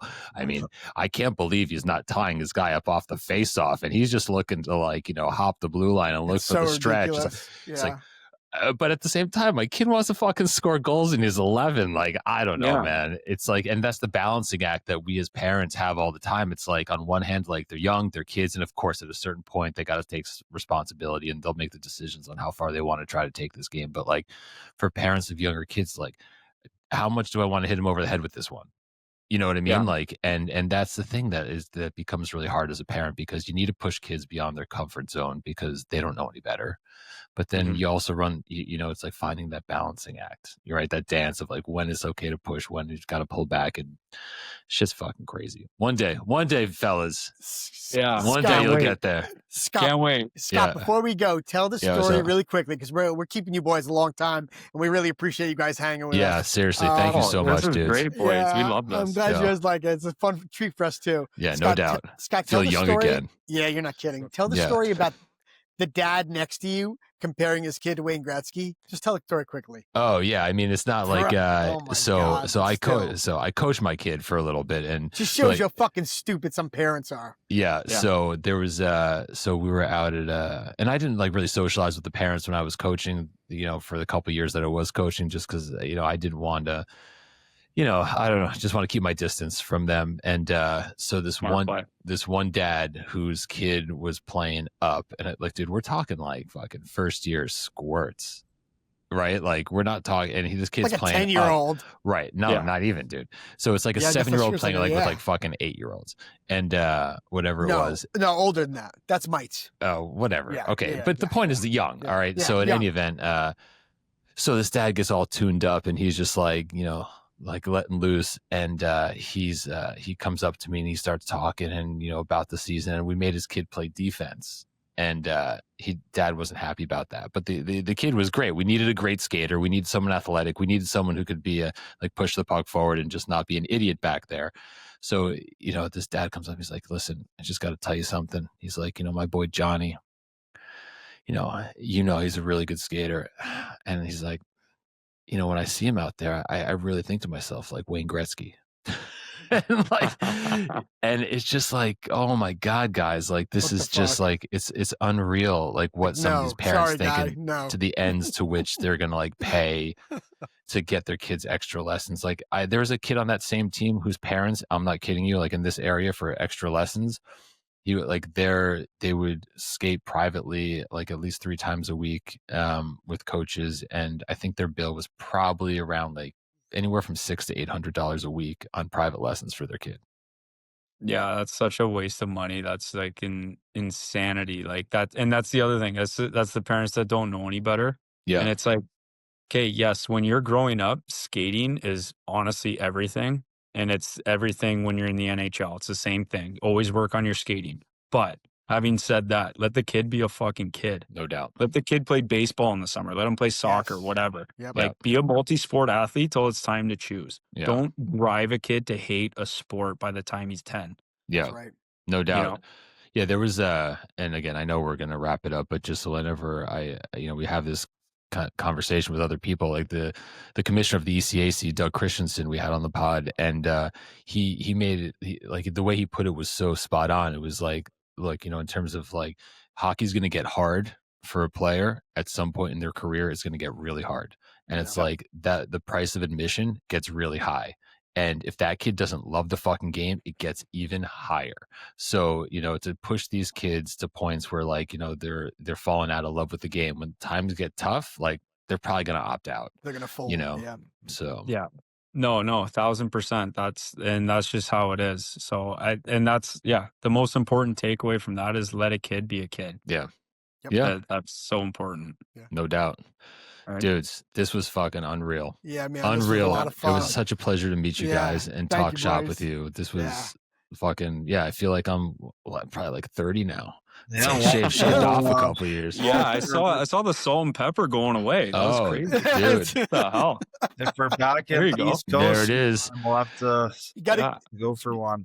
There you go. You got to go gracefully. Oh. Yeah, if you guys are here, man, absolutely look us up. 100%. Yeah. Oh, yeah.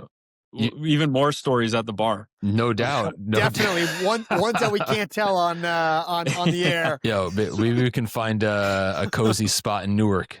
Yeah. And, Oh, yeah. We'll go to Pepe or whatever. Yeah, That's Don right. Pepe, no doubt. That's Shout right. out George. Yeah. All right, Yeah. guys. Listen, Thank you, thanks boys. again. This Really appreciate and it. Thanks so before we much. leave, where can everybody find Oh, you yeah. guys? Oh, without a doubt. On Instagram and TikTok at the Hockey Guys. Yep. There it is. Boys, That's it. thank you so Check much. 'em What a out. treat. Thanks a lot. Thanks. Really That was appreciate All right, it. guys. guys. Yeah, Thank you. likewise. You got All it. right. Good night, guys. Take Later, it easy. boys. See ya. Yeah. Peace. See ya. All right, everybody. Welcome back from what an interview with the Hockey Guys, dude. So much fun. I mean, like that was, I don't know about you, but that was one of my most fun interviews that we've done yet. Yeah, and you know what I Like that was a lot of fucking fun, man. Yeah, but you know what's so Like- great about it is that they went into this like, you know, after playing, they're not that far removed, and it's like No, they're not actually. and the fact that they've like Like Johnny's only been out for a couple of years. yeah, no, and like, but they've continued to do things Yeah. that have kept them involved in the game, but like That's for sure. on an adventurous side of things, it's like it's unreal. I can't believe that, like, not that I can't believe it, like it makes sense, but like, can you imagine being in their shoes and like having the day the NHL told them they wanted to work with them? I mean, well, I think they said it during the interview. Like they were hoping to get to the NHL. They just didn't think it would be that way. No, of course, Right? Like, yeah, I mean, they had. We always talk about having a different path. yeah. That was a different path. No, but but just imagine the Yeah, NHL I'm sure they calling were- us like tomorrow and be like, "Hey guys, we want you to, Well, you know, I think they pitched them. no matter how it You know, happened, you're not wrong. when it came You're not back wrong. and the NHL said yes, We're good. Yeah. No, you're not wrong. I'm You sure. know? I'm sure they were super psyched about it. Yeah, no, You it's know? unbelievable. And I guess that they're working. Austin was saying early on in the podcast interview that you know, they're kind of trying to get every single NHL team, Yeah, you know, to do a thing with them. I think Yeah. they've got a lot of them. You know, they still have a kind of like a list to go for. yeah. Listen, that's unbelievable. So it's got to be so much fun. But like, you know, Yes. even just listening to their stories, how different. Like, you know, it's funny. It's just like the chirping between them from where they're located in Canada. Absolutely, being You in know? Ontario and like Winnipeg, right? Yeah. It's definitely funny. But how Austin was, you know, like he ended up going to a hockey academy, and how Yeah. he thought that was really huge for his exposure. Yeah. And that played a pivotal role in just like taking him to the next level. Yep. Yeah. Yeah. it was very cool, man. Like I said, probably my most enjoyable interview to date. Yeah, it was fun, dude. That was a lot of fun. But then I'm just thinking about like that part with Austin also, when he was just sharing how like he had an offer for Princeton. and Yeah, he that was like- cool, by the way. No, but then You heard Johnny's like, how would you have done with the academics, bud? no, I would have done good. Right. No, but Yeah, he said he's like, I would have been fine. no, but just like it's interesting how it's It like was fun listening different to now chirp than each it other. was then. You know, like he didn't commit because he was holding out for something like Yeah. you know, different, and then that opportunity came Kind and of fell went, by the wayside. and they were yeah. like a takeaway is like, Yeah, no, yeah. you commit, and then you kind of have that as like, you know, not leverage, but Yeah. it's like it shows the, you know, other universities or whatever that you're already committed, and that gives you more weight than maybe someone who they're looking at that's not already committed. Yeah, no, you're right. And I think he was saying, right, like you know, it depends on what that school needs in that year. Yes. Right? Like he was saying, like, you know, I think we were mentioning like just like that needed a face-off guy. You need like a shutdown defender, or and you know, sometimes you just got to get lucky. Yeah. Right? And you need to kind of be what they're looking for at that moment in time. Yeah. And if you miss it by a year, you know, you go in a different direction. Yeah, You know? and not only the timing of things, but also injuries, right? Like 100%. that was something that caught up with Johnny, right? He went through the Yeah. types of injuries that he has, and he's Dude, clearly not the only one. Broken back? That is bananas. That shit was crazy. Yeah, You know, and then what about like his mom? Like when he was getting back in shape from that, and like renting ice. and his mom's like go out and you know do the drills that make everybody else puke. Right, the way he kind of like set that up, where it was like the sweet old lady that was 100%, just like the cheek pinch and like totally. yeah. That was fun. That was definitely a lot of fun. Unbelievable. Yeah, no, it was cool, man. They were there. Again, that was a very enjoyable interview to do. Yeah, and know? and if you think about it, also, and we've talked about it, with other guests as well, but just like they went to play D3, right? Yeah. And like that wasn't necessarily what they were looking to do At the time, yeah. But like the but there is like look what hockey is given back to them, right? And yes, it's just it's so interesting how that they something, it's like, I don't want to say like when life gives you lemons you make lemonade, well, but listen, like there's something to there's that. something to that with this. And it's like maybe if they were playing D1 they wouldn't have had the ability or the willingness or the to put out this content, and or they wouldn't have met the people that started TikTok. And I mean, look what they have now. Yeah. I mean, and Johnny was saying it. They have a business. Like, Yeah. They have like their own business. Like, and what was really interesting, and I wish we got more into it with them, and we didn't. Next time, I think I would love to. Was so they started this while they were playing. Yeah. Right. I think he said when they were freshmen. He said it was like their COVID year, so they were just kind of like online school, like working out, training, hanging out. Right. So they had time to like start the stuff. So they're doing the hockey guys, and like as it started to get bigger, I think Johnny was mentioning like they were being investigated, right, by like the NCAA, their own school, right, because of like the ethics department be like, you guys like taking money for this, right, because they're not allowed to take money as an NCAA athlete, because it was before NIL money and stuff like that. So I think he mentioned they turned down like Disney. Oh, right, they had turned right, like they was it Disney? Yeah, I want to say it was Disney, and maybe but I want to say it was, and I can't remember the other one. Yeah. But they turned down some like major offers, dude. I wish we got more into that. So they couldn't take money while they were in school. Right. Right. I mean, I wish we got more into that in the weeds there. Yeah. Next time. Yeah, next time, no doubt. Yeah, but no, that was just like an unreal interview. I hope everyone enjoyed it, because that was a lot of fun. Oh, dude, we need to have them on again. Yeah, we'll do it. Not only that, but when they come to Jersey, hopefully to work with the Devils again, we need to meet them in the Ironbound section and go out for some rodizio. Yeah, we could do that for sure. Yeah. Yeah, or if they're in like Boston, I'll go up and meet them in Boston too. Sure. Hang out at TD Garden. Oh, happy to. Hit Sal's Pizza again. Happy to. But yeah, man, that was awesome. That was sick. And we have a lot of really cool stuff coming. Yeah.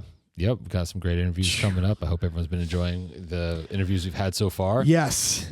Yes. But yeah, so we have on the horizon, we have some skills coaches. We have our first female guest coming on the pod. She was great, by the way. She was great. She was a great interview. Like she was fantastic. Unreal. Yeah, that was again also a lot of fun. Yep. We've talked to some awesome people, by the way. No doubt. But that's going to be a great interview. So the skills guy we're going to have, Jeff Lavecchio is coming. Also part of so good. Yeah, that was such a treat to talk to him. Dude, also, so good. I mean, some of the shit.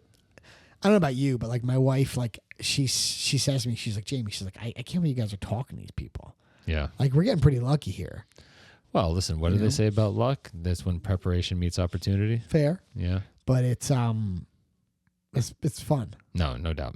I'm definitely enjoying this. Yeah, good. So am I. I hope everyone else is as well. It's fucking awesome. We hope that welcome to all of our new followers on who found the podcast and who found our Instagram page. Our Instagram page kind of went a little bananas recently. So if you guys haven't found our Instagram page, go look up Crazy Hockey Dads podcast. Like all of a sudden over the last 5 days, it kind of went a little wild. Yeah, we're starting to put a little more, some more effort there. Yes. There's definitely a little more effort there. That is correct, and clearly it seems to be working. So plenty more to do. There's a ton more to do, but getting more active. Yes. So welcome all the new people that are kind of jumping on board and downloading the podcast. Really hope you guys are enjoying the content, because we are enjoying making it. Yeah, that's for sure. All right. All right, my man. Let's wrap this one up, dude. All right, homeboy. This was fun. All right. Until the next episode. See ya. All right. Peace. Later.